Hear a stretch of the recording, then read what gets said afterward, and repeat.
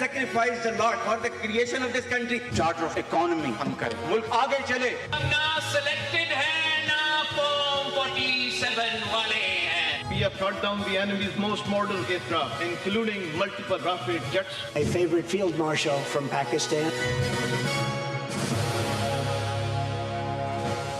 آپ دیکھ رہے ہیں خبروں، تبصروں اور تجزیات پر مبنی پاکستان کا سب سے معتبر نیوز شو آن مائی ریڈار کامران خان کے ساتھ. السلام علیکم، میں ہوں کامران خان. بلاول بھٹو زرداری ہوں، چیف منسٹر مراد علی شاہ ہوں، اس بات پر ناز کرتے ہیں کہ سندھ میں پیپلز پارٹی کی حکومت نے کچھ کیا ہو نہ کیا ہو، ہیلتھ کے شعبے میں جو خدمات سر انجام دی ہیں وہ کوئی اور سیاسی جماعت کسی اور صوبے کی حکومت نہیں کر سکی. ہم چاہیں گے کہ خود بلاول بھٹو صاحب اور چیف منسٹر مراد علی شاہ صاحب عوام کے سامنے آئیں اور کراچی کو حالیہ ہلا کر رکھ دینے والے HIV اسکینڈل کا دفاع کریں، جس نے سندھ کے ہیلتھ سیکٹر میں شاندار کارکردگی کے چہرے سے نقاب اتار پھینکا ہے. آپ کو یاد دلاتے چلے کہ ہم نے اپنے پروگرام آن مائی ریڈار کے ذریعے تقریباً 2 ہفتے پہلے انکشاف کیا تھا کہ کراچی کے علاقے اورنگی ٹاؤن میں سینکڑوں بچے HIV سے متاثر ہوئے ہیں. اس کی وجہ یہ تھی کہ مزدور طبقے کے لیے محکمہ سندھ حکومت سندھ کے زیر انتظام کلثوم بائی ولی کا ہاسپٹل میں زیر علاج سینکڑوں بچوں پر نہ جانے کب سے آلودہ پرانی استعمال شدہ سرنجز استعمال کی جا رہی تھی. اس سے بڑھ کے ہو نہیں سکتا کوئی جرم کسی بھی ہسپتال کے اندر. یہ سرکاری سندھ کا ہسپتال ہے. اس کے باعث 20 بچے HIV جیسے مہلک مرض کا شکار ہوئے اور نہ جانے کتنے بچے موت کے منہ میں چلے گئے. یہ اگست کے مہینے میں یہاں پر ایڈمٹ ہوا تھا. کچھ دنوں کے بعد اس پہ جھٹکے آنا شروع ہو گئے. انہوں نے پھر کہا کہ اس کا HIV کا ٹیسٹ کرواتے. میں یہ HIV آئی ہے. ڈاکٹر کہہ رہے کہ علاج ختم ہی نہیں ہوگا. ایک ہی انجیکشن جو نا 10 15 بچوں کو لگائے انہوں نے. اس کو ہم لوگوں نے یہاں پہ ایڈمٹ کیا ہوا تھا 8 اگست 2025 کو. اس کے بعد ہم لوگوں نے بھی اس کا بھی ٹیسٹ کروایا. اس کا جو ہے نا اس میں وہ HIV کا مسئلہ نکلا. بچوں کا کیا قصور تھا؟ یہ تو ایک علاج تھا نا، علاج کروانے کے لیے لائے. مزید بیمار کرنے تو لے لائے تھے. ان کو ایسا بیماری لے گیا کہ یہ زندگی بھر ان کے ساتھ رہیں گے. آہستہ آہستہ صحیح، مگر اب اس پورے اسکینڈل کا بھانڈا پھوٹ چکا ہے.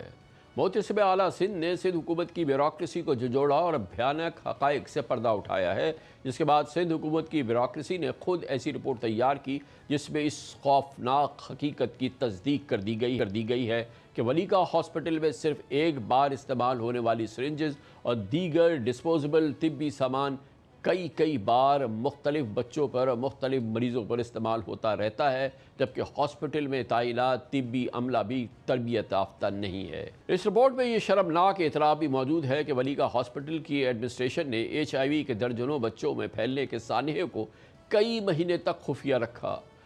ظلم در ظلم یہ کیا کہ یہ حقیقت ان بچوں کے والدین تک سے چھپائی گئی جن کے بچے HIV کا شکار ہو چکے تھے. نتیجہ یہ نکلا کہ کئی معصوم بچے اللہ کو پیارے ہو گئے. مریض بڑھتے گئے اور کراچی HIV انفیکٹڈ بچوں کا بڑا مرکز بنتا گیا. اب تک کم از کم 130 بچوں میں HIV کی تشخیص ہو چکی ہے. یہ وہ نمبر ہے جو سرکاری طور پہ کوٹ کیے گئے ہیں. یہ سرکاری نمبرز ہیں، اس اسکینڈل کے سرکاری نمبر. اصل تعداد کیا ہے یہ تو اللہ ہی جانتا ہے یا کوئی انڈیپینڈنٹ تحقیق بتائے گی. اس تحقیقاتی رپورٹ میں مزید کیا انکشافات سامنے آئے ہیں جو کہ حکومت سندھ نے خود بنائی ہے، ہم آپ کو بتاتے ہیں اپنے نمائندے خصوصی اختیار کھوکھر کی اس رپورٹ میں.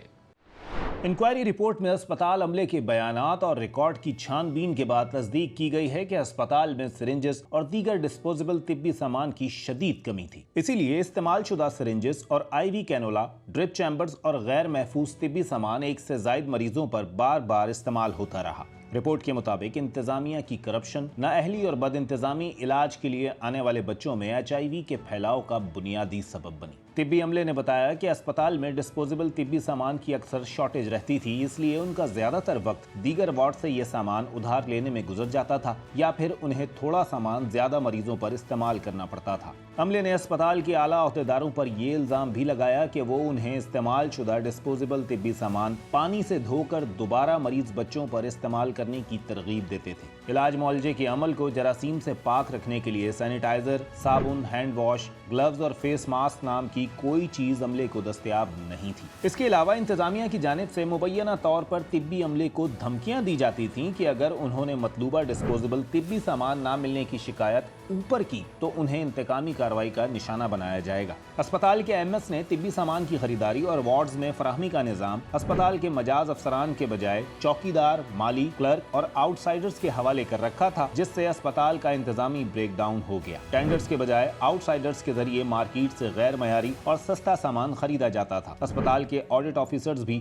इस गोरख धंधे में मुबैना तौर पर सहूलतकार थे। रिपोर्ट के मुताबिक अस्पताल के सीनियर और जूनियर डॉक्टर्स भी इस बात से वाकिफ थे कि अस्पताल में डिस्पोजेबल तिब्बी सामान दोबारा इस्तेमाल हो रहा है, लेकिन वो भी खामोश तमाशाई बने रहे। सरकारी रिकॉर्ड में तो अस्पताल लाखों रुपए के डिस्पोजेबल तिब्बी सामान में सरप्लस था, लेकिन वार्ड्स में ये सामान नापैद था। सोने पर सुहागा ये हुआ कि अस्पताल के लिए ऐसी बेशबहा खिदमात सर अंजाम देने वाले एमएस को कमिश्नर सैसी ने बेस्ट एमएस के सर्टिफिकेट से भी नवाज दिया। रिपोर्ट में यह भी बताया गया कि वलीका अस्पताल से बच्चों में HIV फैलने का पहला केस अप्रैल 2025 में सामने आया था, लेकिन इंतजामिया ने मामला दबा दिया। अगस्त 2025 में जब मरीजों की तादाद ज्यादा बढ़ी तो शिकायत आना शुरू हो गई, लेकिन फिर भी HIV की रोकथाम का कोई बंदोबस्त नहीं किया गया। रिपोर्ट के मुताबिक अस्पताल के लेबोरेटरी इंचार्ज ने 21 अक्टूबर 2025 को अस्पताल के एमएस और शोबा इत्फाल के इंचार्ज कंसल्टेंट को खत लिखकर 5 मरीजों की टेस्ट रिपोर्ट HIV पॉजिटिव आने की निशानदही की, तो इंतजामिया ने उन्हें सख्ती से ऐसी टेस्ट रिपोर्ट्स दबा देने की हिदायत दी। अस्पताल इंतजामिया ने HIV पॉजिटिव रिपोर्ट्स मरीज बच्चों के वालिदैन से भी छुपा ली, जिसका नतीजा ये निकला कि उन्हें मुनासिब इलाज ना मिल सका। बेखबर वालिदैन अपने मासूम बीमार बच्चे लेकर एक अस्पताल से दूसरे अस्पताल चक्कर काटते रहे। कई मरीज कई महीनों तक मर्ज की अजियत से गुजरकर फौत भी हो गए और ऐसे मरीजों की तादाद में भी तेजी से इजाफा होता रहा। ये बहुत ही एक और बड़ी तल्ख हकीकत है कि इस मेडिकल डिज़ास्टर को सामने आए हुए सरफेस हुए 1 साल हो गया है और उसके बाद से इसको छुपाने और इसके सामने आने का एक अमल जो था वो मुसलसल इस हॉस्पिटल में जारी था, बल्कि इससे मुंसलिका और हॉस्पिटल में भी शामिल था। लेकिन इसकी तवज्जो या चीफ मिनिस्टर ऑफ सिंध की तवज्जो उस वक्त आई जब इसका जिक्र गुज़िश्ता हफ्ते OMR में इस पूरे हवाले से, स्कैंडल के हवाले से सामने आया और तकरीबन 1 साल बाद इस डिज़ास्टर के चीफ मिनिस्टर मुराद अली शाह को इस मामले पर एक मीटिंग बुलाई गई जो 13 जुलाई को हुई और इस मीटिंग में चीफ मिनिस्टर को बताया गया कि अब तक 90 बच्चों में HIV की तशख़ीस हो चुकी है, जबकि 5 बच्चे फौत हो चुके हैं। लेकिन HIV के बाइस वफात पाने वाले बच्चों की तादाद से कहीं ज़्यादा है। सिंध के वज़ीर मेहनत सईद गनी ने मुतासरा बच्चों के इलाज और गफलत के ज़िम्मेदार 37 अफसरान और तिब्बी अमले के खिलाफ कार्रवाई की यकीन दहानी कराई है।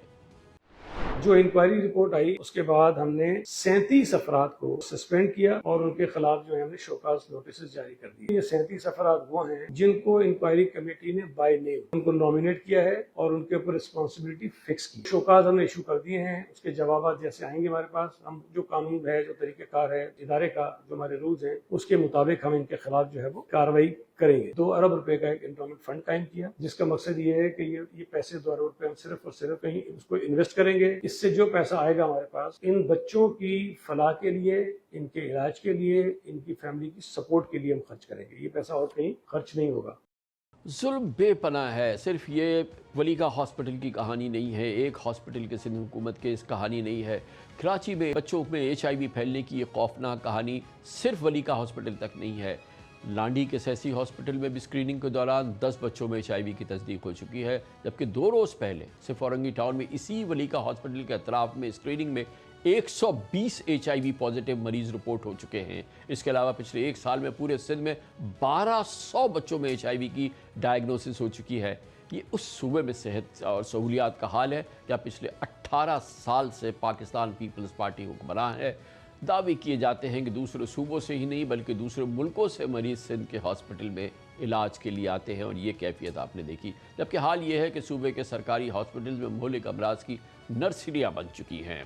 इस मौजू पर मज़ीद बात करते हैं हमारे नामवर इन्वेस्टिगेटिव जर्नलिस्ट इख्तियार खोखर हमारे साथ मौजूद है। खोखर साहब, ये बताइएगा, ये तो वाज़ेह तौर पे ये लग रहा है कि ये इस्तेमाल शुदा सामान, इस्तेमाल शुदा सिरिंजेस और बिल्कुल एक फ्री फॉर ऑल जो मामला है, ये सिर्फ एक hospital Kulsoom by वलीका hospital sassy का नहीं है, ये मुख्तलिफ हुकूमत सिंध के हॉस्पिटल सैसी हॉस्पिटल्स में ये प्रिवेलेंट है। ये और सिर्फ ये दवाओं का मामला, ये सिर्फ डिस्पोजेबल طبی سامان کے استعمال کا معاملہ نہیں ہے، اس میں دواؤں کے خرد برد کے بھی معاملات ہیں۔ جی اصل مسئلہ یہی ہے خان صاحب، اصل مسئلہ جو اس میں آیا ہے انکوائری رپورٹ میں وہ یہ آیا ہے کہ جی جو ریکارڈ ہے اس کے مطابق دواؤں کے جو ان کے اسٹاک ہیں، ان کے جو اسٹورز ہیں، ان کے جو گودام ہیں وہ بھرے ہوئے ہیں، لیکن اسپتالوں میں سامان نہیں ہے، شارٹیج ہے۔ تقریباً 1.5 سے 2 ارب روپے کی دوائیاں خرید ہوتی ہیں سیسی کے تحت، اور سیسی جو ادارہ ہے Sindh employees social security institute, یہ محکمہ محنت کے انڈر میں کام کرتا ہے۔ ان کو جو پیسہ آتا ہے وہ محنت کشوں کا اپنا پیسہ ہوتا ہے، جو امپلائر اچھا یہ گورنمنٹ آف سندھ کا پیسہ نہیں ہے؟ گورنمنٹ آف سندھ کا نہیں ہے، اور ان کا جو سالانہ بجٹ ہے وہ 15 ارب روپے ہے، 15 ارب روپے خرچ ہوتے۔ تو سب سے پہلے تو اس کی کوئی فارنسک آڈٹ ہونی چاہیے کہ یہ دوائیاں کہاں گئی، یہ جو دوائیاں خریدی جاتی ہیں کیسے خریدی جاتی ہے، کس سے خریدی جاتی ہے، کس ریٹ پہ خریدی جاتی ہے، کیونکہ اس انکوائری رپورٹ میں یہ بھی آیا ہے کہ جی ایم ایس اپنے چوکیدار اور کلرک کو کہتے تھے کہ جا کے کراچی کی کچی گلی سے جا کے فلاں کمپنی کی فلاں دوائیاں لے آئیں، یعنی کہ نہ کوئی ٹینڈر نہ کوئی کوٹیشن، اور ایسی دوائیوں کی خریداری۔ ایک تو یہ مسئلہ، اور جہاں تک آپ نے کہا مرض کے پھیلنے کا، ابھی جو تازہ رپورٹ ہے کہ لانڈی کا جو ان کا سیسی کا ہاسپٹل ہے، ایک تو منسٹر صاحب نے خود تصدیق کی ہے کہ 10 پیشنٹ سامنے آئے ہیں، لیکن ہماری رپورٹ یہ ہے، تازہ رپورٹ یہ ہے کہ لانڈی سے جنوری سے مئی کے دوران لانڈی اسپتال سے اس سال 16 بچے انڈس ہاسپٹل کو ART جہاں علاج کے لیے منتقل ہوئے ہیں، اور وہ جو بچے ہیں ان کے جو والدین ہیں وہ سیسی میں رجسٹر ہیں، یعنی کہ وہ لانڈی اسپتال ہی علاج کرانے گئے ہیں۔ تو اس کی تو کوئی انکوائری نہیں ہوئی، اس پہ تو کوئی ریسپانسبلٹی فکس نہیں۔ دوسری بات یہ ہے کہ یہ جو انکوائری رپورٹ انہوں نے تیار کی ہے اس پر بھی اعتراض ہے کہ یہ انہوں نے خود تیار کی ہے۔ اس میں امپورٹنٹ بات یہ ہے کہ جس پہ الزام ہے وہی اس کو انویسٹیگیٹ کر رہا ہے، جو محکمہ جس نے یہ ایک قیامت کا سامان ڈیلیور کیا ہے، کرپشن اور پھر سب سے بڑی بات کہ ڈسپوزیبل، چلو پیسے کھا لو دواؤں کی خرید میں، لیکن ڈسپوزیبل سرنجز، ڈسپوزیبل طبی سامان، اس کو بار بار استعمال کرنا کتنا بڑا ظلم ہے، کتنا بڑا، اور وہ خود ہی اپنے آپ کو انویسٹیگیٹ کر رہے ہیں۔ خان صاحب یہ تو قبل مسیح میں بھی نہیں ہوتا ہوگا کہ اس زمانے میں بھی اس طرح کا مطلب ابال کر جو ہے نا چیزیں جو ہے نا لوگ استعمال ہوتی تھی۔ یہ تو اس دور میں وہ کہتا ہے، ڈاکٹر کہتا ہے کہ یہ بلڈ چیمبر ہے وہ use to the blood chamber, report میں لکھا ہے، وہ اس کو دھو کر دوسرے مریض کو لگا دو۔ اور دوسری بات یہ ہے کہ یہ جو رپورٹ ہے اس میں جو ایڈمنسٹریٹر ہے ہاسپٹل کا، جو بنیادی اس کی ذمہ داری ہے اوور سائٹ کرنا، وہ اس کمیٹی کا ممبر بھی ہے، سیکریٹری بھی ہے، یعنی مجرم بھی خود ہے، مدعی بھی خود ہے، منصف بھی خود ہے، اور اس کے علاوہ سیسی کا پھر ایڈوائزر ہے۔ اس کا کیا رول ہے؟ ایک پورا اوور سائٹ سسٹم ہے، اوور سائٹ نظام ہے، پھر منسٹر ہے، پھر ہیلتھ ڈپارٹمنٹ ہے، اس کے انڈر اور بہت سارے ادارے ہیں۔ وہ سارے کے سارے ادارے کیا کرتے تھے؟ اس کے لیے تو ایک باقاعدہ کوئی انکوائری کمیشن قائم ہونا چاہیے کہ اتنا بڑا ڈیزاسٹر، اور یہ جیسے آپ نے کہا جی خود ہی گواہ، خود ہی مدعا، خود ہی ملزم، خود ہی الزام، یہ تمام چیزیں، باقی نمٹنے والا تو اللہ تعالیٰ کی ذات ہے۔ 1 سال بعد چیف منسٹر کو اس کی اطلاع ملی اور انہوں نے اس پر اجلاس کیا۔ اس پر مزید بات کرتے ہیں، ہمارے ساتھ موجود ہے صوبہ سندھ میں ہمارے یہاں بہت ہی ممتاز معتبر میڈیکل پریکٹیشنرز، سابق نگراں وزیر صحت ڈاکٹر سعد نیاز ہمارے ساتھ موجود ہیں۔ ڈاکٹر صاحب آپ نے پوری کہانی سنی، یہ پورا انجام سنا، کروئلٹی کی اور کرپشن کی اور میل ایڈمنسٹریشن کی اور تباہی کی بھی کوئی حد ہونی چاہیے نا۔ یہ بچے در بچے، پتہ نہیں سینکڑوں بچے جو ہیں وہ بیچارے HIV ہٹ ہو گئے ہیں۔ یہ تو صرف کراچی کی بات ہے، اس سے پہلے آپ کو معلوم ہے کہ سندھ کے اندرون میں بھی کیا کچھ ہوتا رہا ہے۔ یعنی انتہا ہے ظلم کی کہ ڈسپوزیبل سرنجز، ڈسپوزیبل میڈیکل سامان، یہ سارا جو ہے وہ بار بار استعمال کیا جا رہا ہے۔ آپ کیا کہیں اس چیز کو کامران صاحب کہ آپ جہاں سے شروع کر رہے ہیں، جو شخص ایسا کون سا ڈاکٹر ہے اس وقت دنیا میں جس کو نہیں پتا کہ سرنج کو دوبارہ استعمال نہیں کرنا چاہیے؟ مطلب یہ تو کرمنل ہے نا جی، یہ دس از ناٹ، یہ کوئی کسی کی وہ والی غلطی نہیں ہے کہ یہ پروفیشنل آپ نے ایک مسٹیک کر دی، آپ کے اپنے کام کرنے میں، یہ تو ایک بیسیکلی کرمنل غلطی ہے۔ یہ جو لوگ بھی اس میں انوالوڈ ہیں یہ تو کرمنل انویسٹیگیشن کا حصہ ہونا چاہیے۔ اور یہ جو آپ نے ابھی بات کی انکوائری کی، میں آپ کو بتاؤں کامران صاحب، میں نے جو کچھ مہینے بعد کام کیا ہیلتھ ڈپارٹمنٹ میں، تو مجھے تو یہ حیرانی ہوئی جان کے کہ میں کسی امپلائی کے خلاف کوئی ایکشن لے نہیں سکتا، اس کو سسپینڈ کر سکتا ہوں. میجورٹی سسپینڈ بھی ود پے ہوتے. اچھا، اور ہم کسی کو ریوارڈ بھی نہیں کر سکتے زیادہ کام کرنے کے لیے. ان دو شرطوں کے ساتھ آپ کسی بھی ادارے کو کیسے چلا سکتے ہیں؟ تو یہاں تو آپ کو پورے سسٹم کو دوبارہ دیکھنے کی ضرورت ہے کہ آپ کے پاس لوگ گورنمنٹ میں جاب اس لیے کرتے ہیں کہ ان کو کام نہیں کرنا ہوتا. یہ فیکٹ ہے، سب کو پتہ ہے. میجورٹی، میں سب کا نہیں کہہ رہا، لیکن میجورٹی، گریٹ میجورٹی، نرسنگ ہو، ٹیکنیشین ہو، ڈاکٹرز ہو، ان کو گورنمنٹ کی جاب اس لیے چاہیے کہ انہیں تنخواہ چاہیے اور ان کو کوئی کام نہیں کرنا، اور ان کو پتہ ہے کہ ان پہ کوئی ڈاکٹر صاحب اس میں دیکھیں نا the most cruel کہ یہ کوئی ایک ہاسپٹل کی ایک وقت کی کوئی بات نہیں ہے، یہ اکراس دا ہاسپٹلز ہے.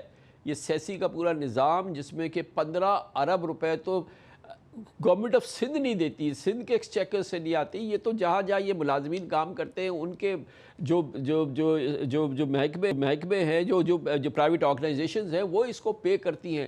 اور اس کا کوئی اوور سائٹ نہیں. اور اس لیول کا جرم، اس لیول کی بے حسی کہ جو ڈسپوزیبل سرنجز جو ہے وہ بار بار استعمال ہو رہی ہے، اور کس طریقے سے خریدی جا رہی ہے، کس طریقے سے استعمال ہو رہا ہے. اور میں آپ سے کہوں کہ یہ تو پورے پروونس کا معاملہ ہے نا. جی سر. کیونکہ الارم بیلز تو بہت پہلے سندھ کے اندر سے بچ چکی تھی جی کہ اگر ہم اپنی سسٹمز کو ٹھیک نہیں کریں گے تو دیکھیں، جہاں تک آپ نے بھی بات کی کہ جی سندھ کا ہیلتھ سسٹم بہت اچھا ہے. سندھ کا health system secondary and tertiary care میں اس میں بڑی ایفرٹس ہیں. SIUT ہے, SINCH ہے, انڈس ہاسپٹل ہے, اور اس طرح کی جو بڑے ادارے ہیں, ٹھیک ہے. لیکن یہ جو پرابلم آپ بتا رہے ہیں یہ تو پرائمری اور سیکنڈری کیئر کی ہے نا. پرائمری اور سیکنڈری, پرائمری کیئر کا تو کانسیپٹ ہمارا بہت لمیٹڈ ہے. اور جو ڈاکٹرز کی ابھی جو اس میں جو چیزیں ہائی لائٹ ہوئی ہیں اس میں انہوں نے ایڈمنسٹریٹو irregularity سے لے کے ڈاکٹرز کی لاپرواہی, کمپلیٹ ساری چیزیں ہیں. کسی جگہ پہ کوئی ایسی چیز نہیں ہے جس کو آپ کو کمپلیٹ اوور آل کی ضرورت نہ ہو. کامران صاحب, پورے سندھ کا جو ہیلتھ ڈپارٹمنٹ ہے وہ پریکٹیکلی ایک جگہ سے چلتا ہے جو کہ سیکٹری ہیلتھ ہوتے ہیں, رائٹ. پنجاب کے اندر 2 سیکٹری ہیلتھ ہیں بیکاز ڈپارٹمنٹ بڑا ہے. جب ہم تھے اس میں تو میں نے یہ اندازہ کیا, میں نے ایکچولی لکھا بھی تھا, سجیسٹ بھی کیا تھا کہ سندھ میں بھی اس کو ڈیوائڈ کرنا چاہیے Karachi versus rest of Sindh, because Karachi in itself اتنا بڑا ہے کہ اس کو مینیج کرنا اور اس کے اوپر نظر رکھنا اگر آپ چاہیں بھی تو اتنا آسان نہیں ہے.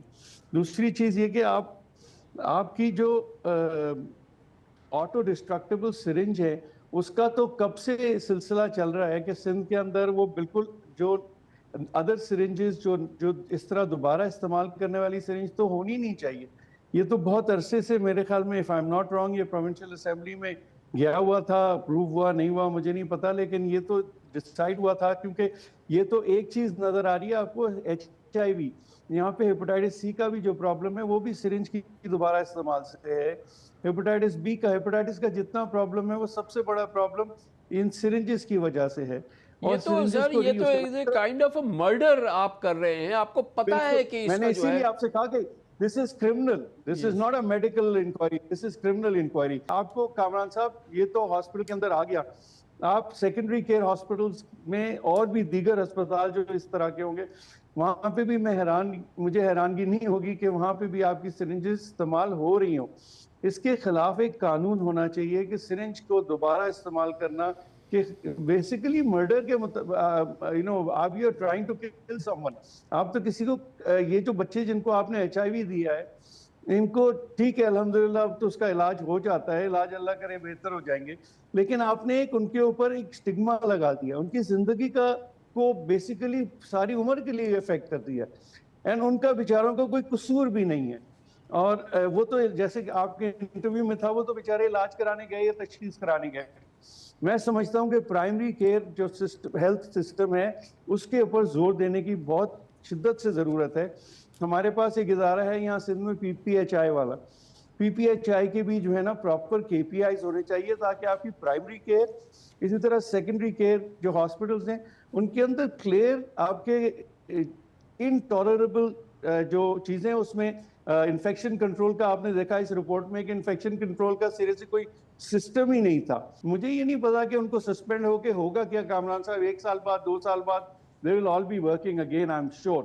یہی سسٹم چلا آ رہا ہے کیونکہ کسی کو سزا نہیں ملتی تو کوئی اثر نہیں ہوتا, باقی لوگ بھی اسی طرح کرتے چلے آ رہے ہیں. اور یہ میرے حساب سے یہ سندھ گورنمنٹ کو پرائمری ہیلتھ کیئر کے اوپر نا ایک بڑی میجر ایفرٹ کرنی پڑے گی. اور ضرور ہوشیار اور خبردار ہو جائیں ہمارے پاکستانی بھائی بہن, کیونکہ پیٹرول کی قیمتوں میں ایک نیا اضافہ ہونے والا ہے.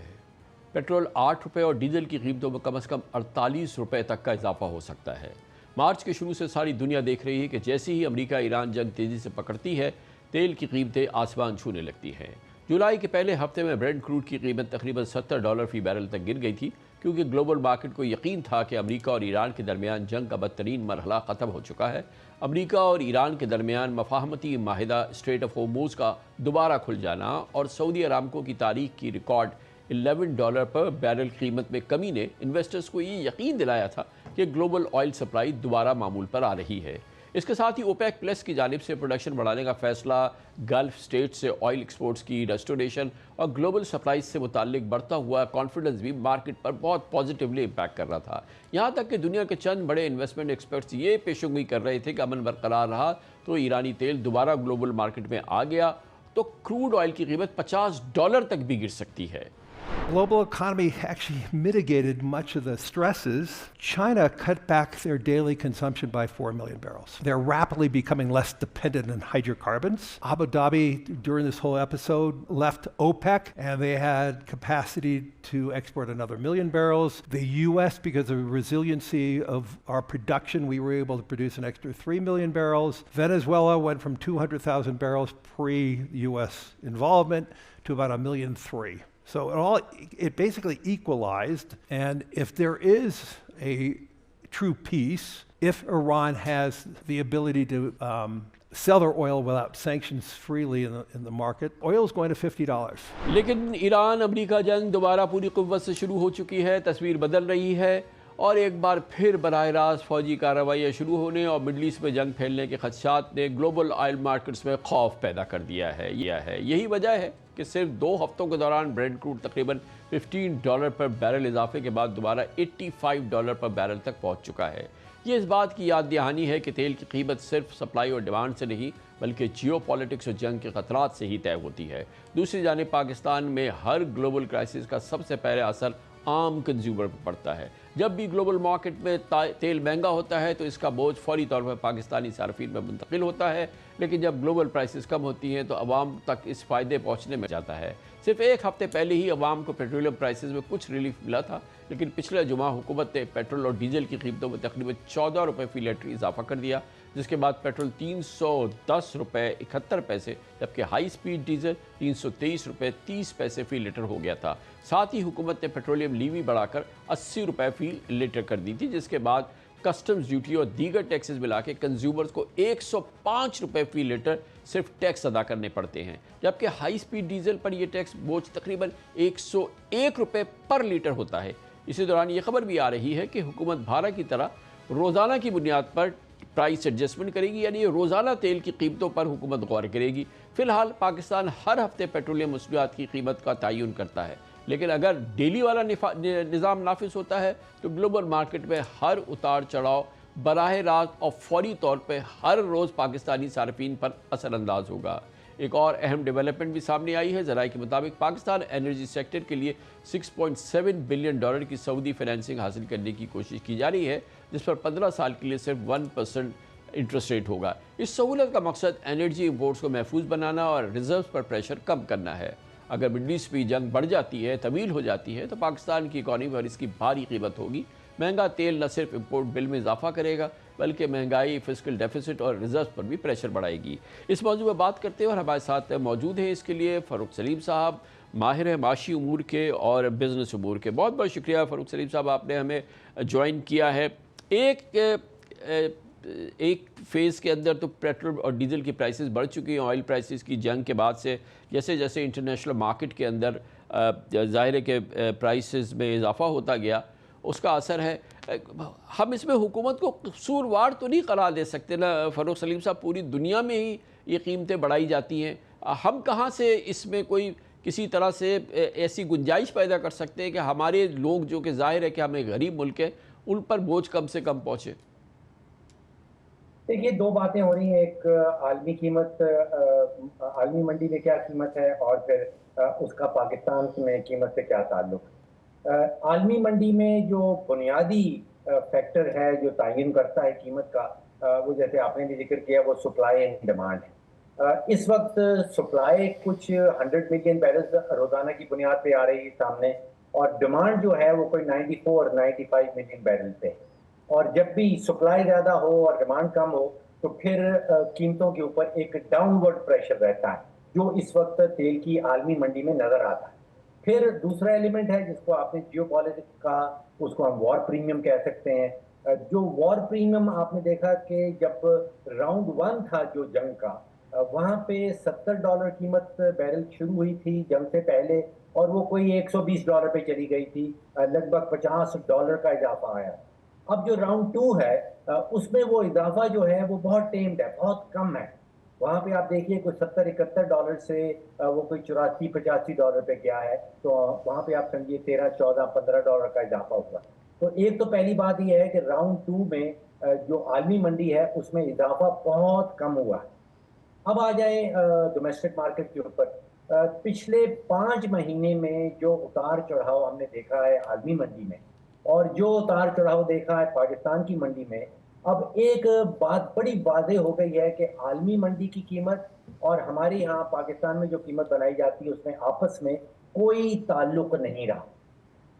حکومتی وزراء، حکومت کلیم ضرور کرتی ہے کہ کوئی انڈیپینڈنٹ ایک بینچ مارک ہے جس کو پلیس کہا جاتا ہے، سنگاپور کا ہے، اس سے ہماری قیمتیں بدی ہیں۔ یہ اسٹیٹمنٹ ضرور ہیں، لیکن اس کا عملی طور پہ اگر آپ دیکھیں تو عالمی منڈی اور پاکستان کی جو پیٹرول اور ڈیزل کی قیمتیں ہیں ان میں قطعاً کوئی تعلق نہیں رہا۔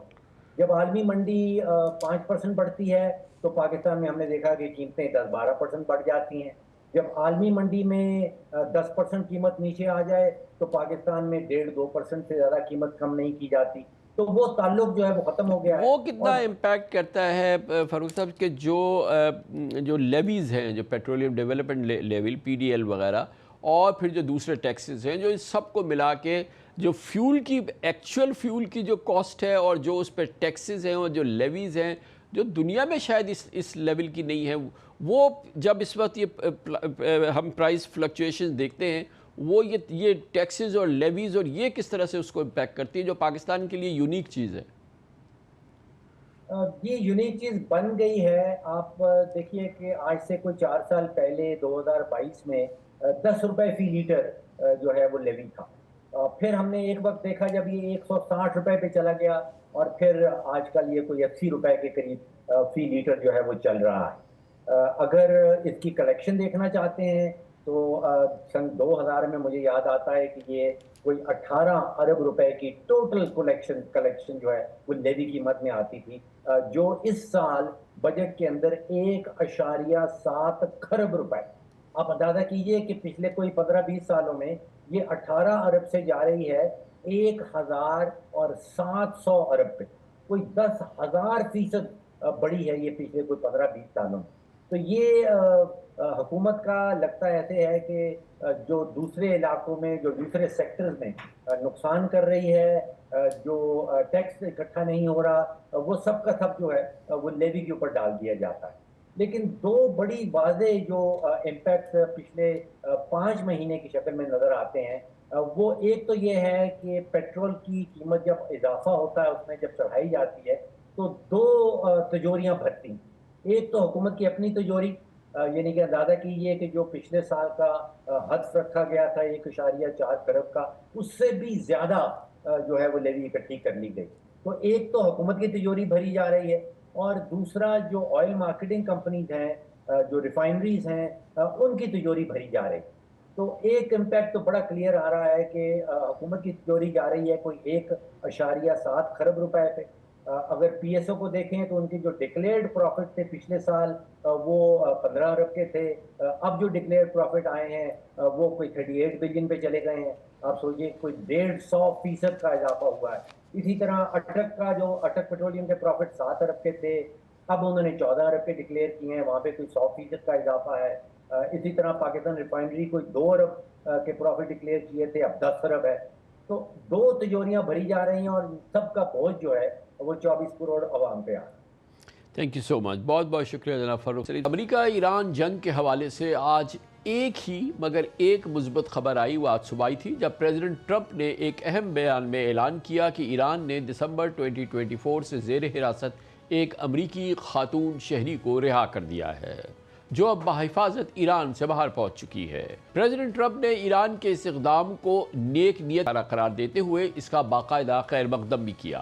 ताहम इस पेशरफ के बावजूद मैदान जंग में दोनों ममालिक के दरमियान फौजी कार्रवाइयाँ हमले बदस्तूर जारी हैं और किसी फौरी जंग बंदी का कोई आसार नहीं। ऐसे में पाकिस्तान भी सिफारती महाज पर मुतहर्रिक है और खित्ते में कशीदगी कम करने के लिए अमरीका और ईरान दोनों पर मुज़ाकरात और जंग बंदी पर जोर दे रहा है और पस पर्दा इत्तलात के मुताबिक भरपूर कोशिशें कर रहा है, लेकिन फ़िलहाल कोई कोशिश इस जंग को रोकने के लिए कारगर साबित नहीं हुई है। अमरीकी फोर्सेस की ताज़ा कार्रवाइयों में शुमाली ईरान और पहली मरतबा तेहरान के आसपास मुतादिद फौजी टारगेट्स को निशाना बनाया गया। इत्तलात के मुताबिक आज पूरा ईरान अमरीकी हमलों के निशाने पर था। ईरानी हुकाम के मुताबिक इन हमलों में 35 अफराद हलाक और 300 से ज़ायद ज़ख्मी हुए हैं। दूसरी जानिब ईरान ने भी जवाबी कार्रवाइयाँ की हैं। तेहरान के मुताबिक कुवैत और बहरीन में अमरीकी फौजी अड्डों को निशाना बनाया गया जहाँ radar systems, patriot air defence और फ्यूल इंस्टॉलेशंस पर हमले किए गए। उधर उर्दन ने 8 ईरानी मिसाइल तबाह करने का दावा किया, जबकि इराक के शहर अरबील में अमरीकी अड्डे के करीब ड्रोन हमलों की इत्तलात सामने आई हैं। ईरानी फौज बार बार कह रही है कि स्टेट ऑफ हुर्मुज को वो एक नाकाबिले उबूर रेड लाइन है उसके लिए। ईरान ने खबरदार किया है कि अगर प्रेसिडेंट ट्रंप ने ईरानी इंफ्रास्ट्रक्चर खुसूसन पावर प्लांट्स को निशाना बनाया तो पूरे गल्फ में अमरीकी मफादात और इंफ्रास्ट्रक्चर को तबाह कर दिया जाएगा। अगर अमेरिका के नासमझ सदर की हालिया धमकियों पर अमल करते हुए अमेरिकी फोर्सेज ने ईरान के अहम इंफ्रास्ट्रक्चर पर हमला किया तो फिर ईरान अब तक जिस तहम्मुल का मुजाहरा करता रहा है वो खत्म हो जाएगा। इसके बाद खित्ते में जो भी अहम इंफ्रास्ट्रक्चर अभी तक महफूज रहे हैं, ईरान की मुसल्लह अफवाज उन्हें भरपूर हमलों से तबाह कर देंगी और उसका इस तरह नामो निशान तक मिटा दिया जाएगा जैसे वो कभी मौजूद ही नहीं था। आज रॉयटर्स ने रिपोर्ट किया कि ईरान ने यमन के हूथी ग्रुप्स को भी अलर्ट रहने की हिदायत की है। रॉयटर्स के मुताबिक अगर अमेरिका ने ईरान के एनर्जी इंफ्रास्ट्रक्चर पर हमला किया तो हूथी रेड सी के अहम ट्रेड रूट को बंद कर देंगे। इत्तलात के मुताबिक मिसाइल्स और ड्रोन पहले ही बाबुल मंदब के करीब तैनात किए जा चुके हैं और सिर्फ हुक्म के मुंतज़िर हैं। पाकिस्तान ने भी इस खित्ते की संगीन सूरत हाल पर गहरी तशवीश का इज़हार किया है। आज पाकिस्तान के फॉरेन ऑफिस ने एक बयान में कहा कि पाकिस्तान टेंशन में कमी, मुज़ाकरात और पुरअमन हल के लिए खित्ते की अहम स्टेक होल्डर के साथ मुसलसल राब्ते में है। Pakistan will continue to encourage all sides to end violence and resume technical level talks in accordance with the MOU. We express the hope for an early normalization of the situation in the Strait of Hormuz and underscore the importance of ensuring continued safety, security and freedom of maritime navigation. Amid the prevailing tension and hostilities, Pakistan has remained actively engaged with key interlocutors across the region in support of our efforts aimed at de-escalation, dialogue and peaceful resolution of the situation. उधर एक अहम development में अमरीकी नायब सदर JD Vance ने इंकशाफ किया कि इसराइली हुकूमत के कुछ अरकान अमरीका में अवामी राय आमा को मुतासिर करने की कोशिश कर रहे हैं ताकि अमरीका और ईरान के दरमियान जंग बंदी का कोई भी मुमकिना माहिदा ना हो सके। बहुत इंपॉर्टेंट बयान था वाइस प्रेसिडेंट जेडी वैंस का। उनके मुताबिक इसराइली हुकूमत में शामिल कुछ लोग दर हकीकत अमरीका को अमन पॉलिसी से दूर धकेलना चाहते हैं क्योंकि वो अपनी इस फौजी मुहिम को हर कीमत पर जारी रखने के ख्वाहिशमंद हैं। There have been people within the Israeli government who are trying to actually shift us away from that policy because they want to continue the military campaign. There are some people within their system we know beyond a shadow of a doubt who are manipulating and trying to change American public opinion to keep the war going on indefinitely. You have seen this very discreet, extremely well-funded campaign to try to derail the negotiation and try to derail the deal because a bunch of people who of quite literally been paid by a former Trump campaign person who was himself paid by certain elements within the Israeli government. And those people are attacking me viciously for quite literally trying to accomplish the negotiation objective that the president set for the country. Right now, Israel is losing the public opinion battle in the United States of America. It is a simple and obvious fact. बेशक vice president JD Vance का ये बयान आज की एक और बहुत अहम, बल्कि इस पूरे मामले में ईरान और अमरीकी जंग के हवाले से बहुत ही मुस्बत, बहुत ही पॉजिटिव, बहुत ही कॉन्क्रीट डेवलपमेंट में, जिसमें बराह रास्त वो इसराइली हुकूमत के अरकान पर इल्ज़ाम लगा रहे हैं कि वो चाहते हैं कि अब किसी सूरत से अमरीका इसराइल जंग जारी रहे, उनके ख़िलाफ़ कैंपेन चलाई जा रही है। और इस पूरे मामले की बराह रास्त ज़िम्मेदारी उन्होंने इसराइली हुकूमत पर डाली कि वह पैसे खर्च कर रही है अमरीका में राय आम्मा पर असरअंदाज होने के लिए। इससे कबल मैंने आपसे अर्ज़ किया था कि आज एक और अहम डेवलपमेंट में प्रेसिडेंट ट्रंप ने ईरानी हुकूमत के इस एक्शन को बहुत गुडविल करार दिया था, उसको बहुत खुशाइंद करार दिया था, जिसके ज़रिए तवील अरसे से ईरान में क़ैद अमरीकी शहरी खातून को आज ईरान ने रिहा करने का फ़ैसला किया था। आज की इन अहम डेवलपमेंट में बात करने के लिए हमारे साथ मौजूद हैं जनाब सैयद मोहम्मद अली, सीजनड एनालिस्ट हैं स्ट्रेटेजिक अफेयर्स और डिफेंस अफेयर्स के। बहुत बहुत शुक्रिया मोहम्मद अली साहब, आपने हमें ज्वाइन किया है। अच्छा, ये बताइएगा कि अब हालात जो हैं वो दगरगू से दगरगू होते चले जा रहे हैं, मगर और जिस अंदाज़ की कैंपेन इस वक्त यूएस से जारी है और जिस लेवल के एस्केलेशन हो गई है, हॉस्टिलिटीज़ हो रही है, ईरान का भी जवाब हो रहा है, तो इसमें पूरे माहौल में कहीं उम्मीद की कोई किरण है जिसको हम ठोस किरण कहें? बहुत शुक्रिया कमरान साहब, आपने अपने प्रोग्राम में मदऊ किया। मैं समझता हूँ कि उम्मीद की किरण डेफिनेटली किसी हद तक मदमूम तो हुई है, लेकिन बहरहाल बाकी है। और आपने जो ये एतमाद साजी का जो एक ऑलिव ब्रांच या कॉन्फिडेंस बिल्डिंग मेजर कह सकते हैं ईरान की जानिब से अमरीकी शहरी को वापस करना, ये मैं समझता हूँ उसकी अलामती या सिंबॉलिक सिग्निफिकेंस तो है। और दूसरी जानिब मैं समझता हूँ अमरीका की हुकूमत में जो अमरीकी नायब सदर हैं वो सबसे अहम शख्सियत हैं अब, जो कि सदर ट्रंप को कायल करने या इसराइल की जो कोशिशें हैं इस प्रोसेस को सबोताज करने की, उसके रास्ते में एक रुकावट है। और उसकी एक बुनियादी वजह कमरान साहब ये है कि देखिए सदर ट्रंप की तो ये दूसरी और शायद आखिरी प्रेसिडेंसी है और वो एक उम्र रसीदा शख्सियत हैं, जबकि जेडी वैंस एक नौजवान वाइस प्रेसिडेंट हैं, 40s में हैं, और यकीनी तौर पे वो चाहेंगे कि उनका सियासी मुस्तकबिल ज़्यादा ताबनाक हो, और इसके लिए ऐन मुमकिन है कि वो सदर ट्रंप से मिड टर्म इलेक्शंस में और आने वाले सालों में किसी हद तक अपने आप को डिस्टेंस करें उन गलतियों से जो कि सदर ट्रंप ने इस जंग के दौरान की हैं, ताकि इसकी कीमत उनको अपने सियासी मुस्तकबिल के हवाले से रिपब्लिकन पार्टी को भी और खुद जाती सतह पे उनको अदा ना करनी पड़े। ये दो पहलू जो हैं इंपॉर्टेंट हैं। मोहम्मद अली साहब, ये फरमाइएगा कि एक जानिब एक तो ये कि ज़बरदस्त हॉस्टिलिटीज़ का पूरा एक जो मंजरनामा है वो बदल गया है, और बहुत ही इस वक्त जो अमरीकी निशान जो टारगेट किया जा रहा है अमेरिका की जानिब से, ईरानियन टारगेट्स जो हैं वो सेवरल हंड्रेड हो चुके हैं, और उसमें मुसलसल जो है वो शिद्दत आ रही है। और आज भी हमने देखा कि तेहरान तक के आसपास में अब हमले दोबारा शुरू कर दिए हैं अमेरिका ने। तो आपके ख़्याल में कि अब इस जंजाल से जो है वो निकलने का क्या रास्ता हो? क्योंकि एक जानिब तो अमेरिका में ये ख्याल आम हो गया है कि ये जंग जो है ये फॉरएवर जंग की जानिब बढ़ रही है, और ये एक ऐसी कैफियत हो गई है कि जिसमें कि कोई गुंजाइश फ़िलहाल नज़र नहीं आ रही है जंग बंदी की। देखिए, 4 चीज़ें ऐसी हैं कमरान साहब जिसकी वजह से इसका इम्कान तमाम तर बढ़ती हुई एस्केलेशन या कशीदगी के बावजूद मौजूद है कि हम बिला आखिर डी एस्केलेशन की तरफ जा सकते हैं।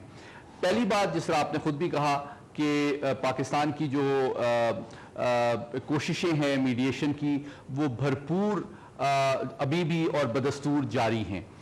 दूसरी बात, जिस तरह मैंने गुजारिश की कि जो अमरीकी नायब सदर हैं वो मैं समझता हूँ वाहिद शख्सियत हैं जिन पे किसी हद तक ईरानी भी اعتماد کرتے ہیں باقی لوگوں کے مقابلے میں، اور اسی لیے آپ کو یاد ہوگا کہ وہ جے ڈی کشنر یا وٹکوف کے مقابلے میں ان سے زیادہ توقع کر رہے تھے ایون اسلام آباد ٹاکس میں بھی کہ ان کے آنے کے بغیر شاید وہ ٹاکس میں داخل بھی نہ ہوتے.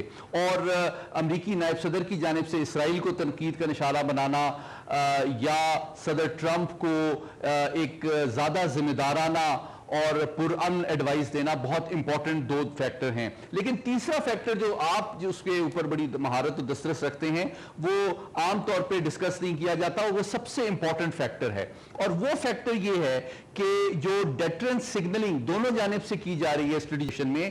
ایک جانب سے امریکی صدر دباؤ ڈالنے کی کوشش کر رہے ہیں ایران کو یہ تھریٹ کر کے کہ میں آپ کے توانائی کے ذخائر اور آپ کے انرجی پلانٹس اور بریجز کو تباہ کر دوں گا، اور دوسری جانب سے جو سعودی عرب اور ہوتیز کے درمیان ایسکیلیشن ہوئی ہے وہ میں سمجھتا ہوں ایران کی جانب سے ایک ڈیٹرنس سگنلنگ ہے جس کا ٹارگٹ آڈینس صرف سعودی عرب نہیں بلکہ امریکہ اور عالمی برادری ہے. کہ جناب دیکھیے اگر آبنائے ہرمز میں تیل کی جو ترسیل ہے اس کو متاثر کر کے دنیا میں تیل کی قیمتیں 30% بڑھ سکتی ہیں، تو کل کو اگر بحر احمر جو ہے یا باب المندب پہ ہوتیز اثر انداز ہوں تو وہ عرب ممالک جو کہ تیل کی تجارت کے لیے جو بحر احمر کا سہارا لیتے ہیں ان کی تجارت بھی متاثر ہوگی، اور عالمی طور پہ جو تیل کا بحران ہے وہ مزید پیچیدہ بھی ہوگا، اور موجودہ جو تیل کی قیمتیں ہیں وہ کہیں زیادہ بڑھ سکتی ہیں. تو یہ بھی ایک تھریٹ ایک طرح سے محمد علی صاحب یہ تھریٹ ہے اور عالمی برادری کو کر رہا ہے. یہ تھریٹس ہیں یا یہ کہ یہ برنکمن شپ ہے دونوں جانب سے، کہ ایک جانب سے امریکہ پورے ایران پہ حملے کر رہا ہے اور اس نے تہران کو بھی نشانہ بنایا ہے اور پوری قوت سے جو ہے مسلسل میزائلز جو ہیں فائر کیے جا رہے ہیں، اور شمالی جو ایران کے علاقے ہیں اور جو تمام جو سمندر کے ساتھ کے علاقے ہیں ان سب پہ جو ہے وہ حملے کر رہے ہیں خاص طور پہ امریکن. یہ فرمائیے گا کہ یہ جو دوسری جانب سے ایران کی جانب سے جو ایکشن لیے گئے ہیں، باب المندب کے حوالے سے جو ایکشن کیے گئے ہیں، حوثیوں کو جو ایکٹیویٹ کیا گیا ہے، اس پوری کیفیت کے اندر آپ کو کیا لگتا ہے سر کہ یہ صرف برنکمن شپ ہے؟ کیونکہ بالکل واکنگ آن ٹائٹ روپ والی بات ہے، ذرا سا رائٹ لیفٹ ہوئے تو یہ پھر بہت بڑا تنازع ہو جائے گا، کیونکہ تیاری جو ہے وہ ایرانیوں کی گلف کے انفراسٹرکچر کو ہٹ کرنے کی کافی وسیع نظر آتی ہے اور حقیقی نظر آتی ہے. ڈیفینیٹلی یہ بہت رسکی اور بلیجرنٹ برنکمن شپ ہے. آپ جانتے ہیں کہ ایک نوبل انعام یافتہ اسکالر ہیں ٹامس شلنگ، انہوں نے اس کو رسک ٹیکنگ کمپٹیشن کہا ہے. ایسکلیشن بنیادی طور پہ دو متحارب قوتوں کی جانب سے دوسرے کو دباؤ میں لانے، نقصان امپوز کرنے اور ساتھ ہی ساتھ رسک ٹیکنگ کا ایک کمپٹیشن ہوتا ہے. لیکن بنیادی طور پہ جو امریکہ اور ایران کی جو حکمت عملی ہے اس میں دو چیزیں بالکل واضح ہیں. امریکی صدر جو ہیں وہ ایران کو یہ اسٹریٹجک سگنل دے رہے ہیں کہ میں آپ کے اوپر تباہی، بربادی اور زندگی کو تنگ کرنے کی اہلیت اور ارادہ رکھتا ہوں اگر آپ نے بات نہ مانی. تو وہ ورٹیکل ایسکیلیشن جو ہے اس کا تھریٹ دے رہے ہیں. جواب میں ایران جو ہے وہ انڈائریکٹ اور ہاریزونٹل ایسکیلیشن کا تھریٹ دے رہا ہے کہ آپ ایران پر اگر تباہی لائیں گے تو میں اس جنگ کے دائرے کو کہیں پھیلا سکتا ہوں اور اس کے نتیجے میں عالمی معیشت اور تجارت اور توانائی کے جو بحران ہے اس کو کہیں زیادہ تکلیف دہ اور پیچیدہ بنا سکتا ہوں، جو کہ عالمی برادری کے لیے بالعموم اور امریکی عوام کے لیے بھی آنے والے مڈ ٹرم الیکشن سے پہلے آپ کے لیے بھی مزید مسائل پیدا کر سکتا ہے. تھینک یو سو مچ. بہت بہت شکریہ جناب سید محمد علی ہمارے ساتھ موجود تھے، seasoned analyst strategic and defence affairs. اس کے ساتھ ہی ہمارے آج کے پروگرام کا اختتام ہوتا ہے. کامران خان کو اجازت. اللہ حافظ.